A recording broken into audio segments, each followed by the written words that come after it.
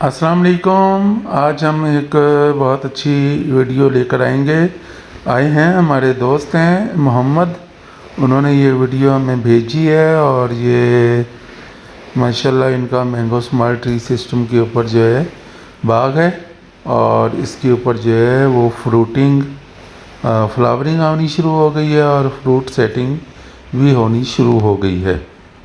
तो हमारे जो बहुत सारे बागात थे वो 2020 में और 2021, 2022 में लगे। तो इसी तरीके से इन बागात की एज भी आप समझ लें कि जो ज़्यादा बागात हैं वो इस वक्त तीसरे और चौथे साल में हैं और चंद एक बागात हैं जो 5वें साल में हैं।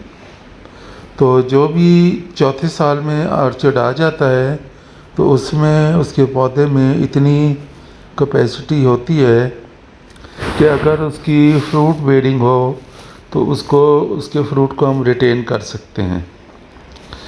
दोस्तों को और बहुत सारे जो कि हमारे साइंसदान भी हैं तो वो बहुत ज़्यादा जल्दी में भी होते हैं, बहुत जल्दी में होते हैं कि वो फौरी रिज़ल्ट्स चाह रहे होते हैं। तो ये मैंगो प्लांट है, इसमें फौरी रिज़ल्ट जो है उसके लिए इंतज़ार करना पड़ता है। ये गेम ऑफ पेशेंस है। तो जितना आप पेशेंटली काम करेंगे और इंतज़ार करेंगे लेकिन अपनी डायरेक्शन को सही रखेंगे, अपने पौधे को सही रखेंगे, तो उस वक़्त तक आप जो है बेहतरीन कामयाबी हासिल करेंगे। डायरेक्शन से मुराद ये है कि आपने पहली स्टेज पर जो टिपिंग करनी है वो तो आपने ऑल टुगेदर सारी ही टिपिंग कर देनी है। यानी ट्रेनिंग के बाद आपकी 3 ब्रांचेज आईं और उसमें जितनी भी फ्लशीज आई आपने सबको टिप कर दिया। तो ये फर्स्ट स्टेज ऑफ टिपिंग है, यह पहले साल की टिपिंग है। दूसरे साल में, तीसरे साल में और चौथे साल में फिर आपने जो टिपिंग करनी है तो उसमें आपने बहुत ज़्यादा मोहतात होना है। आपने अपने प्लांट को बहुत ज़्यादा ओवर क्राउडेड नहीं होने देना, बहुत ज़्यादा वेजिटेटिव ग्रोथ उस पर नहीं आने देनी। तो आपने जो स्ट्रॉन्गेस्ट ब्रांच है, जैसे डॉक्टर स्टीव ने बताया था, तो आपने सिर्फ उसको टिप करना है और जो बाकी ब्रांचेस हैं उनको डिस्कार्ड करना है। इस तरीके से हम ये टिपिंग जो है वो 3 साल तक करेंगे। चौथे साल हम इससे फ्रूट लेंगे। फ्रूट लेने के बाद हम इसकी हार्वेस्टिंग के फ़ौरन बाद प्रूनिंग करेंगे। वो साइड प्रूनिंग भी होगी, टॉप प्रूनिंग भी होगी और उससे हम इसकी हाइट को एक जो भी हमारा लेवल होगा, जो हमें हमारा मॉडल अलाउ करेगा, तो उसके मुताबिक हम इसकी हाइट को मेंटेन करेंगे। और इसमें सबसे अहम चीज़ ये है कि हमें एक सिंगल फ्लश जो है वो हर साल ज़रूर लेनी है। इसके साथ हमें अगर पेनल्टी प्रूनिंग की ज़रूरत है वो भी करेंगे और इस तरीके से जो है हम अपने पौधे को आगे लेकर चलेंगे। तो ये बिल्कुल ऐसी सूरत हाल नहीं है, मायूस कुन सूरत हाल नहीं है जो लोग बातें करते हैं। हाँ, कोहरे का या फ्रॉस्ट का थ्रेट ज़रूर होता है, लेकिन वो फ्रॉस्ट भी हर साल का नहीं है मसला। हो सकता है किसी एक साल बहुत शदीद कोहरा पड़ जाए तो आपके पौधे को नुकसान हो, तो वो तो बड़े पौधों को भी नुकसान होता है।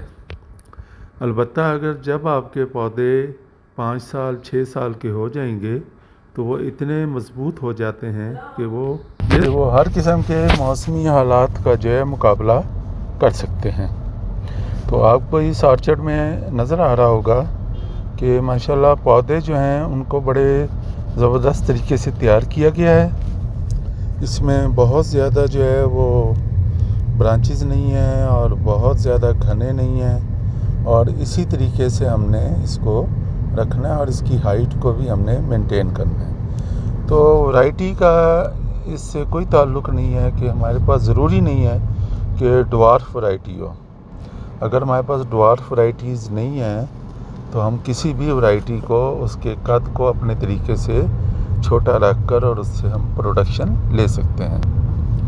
तो अक्सर देखा गया है कि लोग देख रहे होते हैं बड़े दरख्त को, उनके जहन में बड़ा दरख्त होता है और फिर वो छोटे दरख्त की फार्मिंग कर रहे होते हैं। तो आपने जब दरख्त या अपने ऑर्चर्ड में खड़े होना है तो आपने उसी दरख्त के मुताबिक अपनी सोच को डेवलप करना है कि आपके सामने छोटा दरख्त है और आपने इसके ऊपर जिन चीज़ों का फोकस होना चाहिए वो आपने रखना है। फोकस क्या है कि आपने ये सोचना है कि मेरा ये छोटा पौधा मुझे कितने जो आम है वो देगा। क्या वो 200 आम अगले 10 सालों में दे रहा है? 200 आम का मतलब ये है कि आप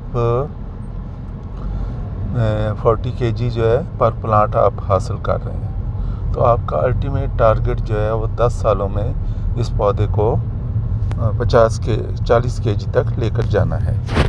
और इसी तरीके से 4 सालों में आपको 4 साल बाद 5 साल बाद 5 से 7 kg 8 kg और 10 kg फ्रूट मिल रहा होगा। तो हमारा फोकस फ्रूट होगा, ना कि दरख्त के ऊपर vegetative growth. Thank you very much. खुदा हाफ़िज़।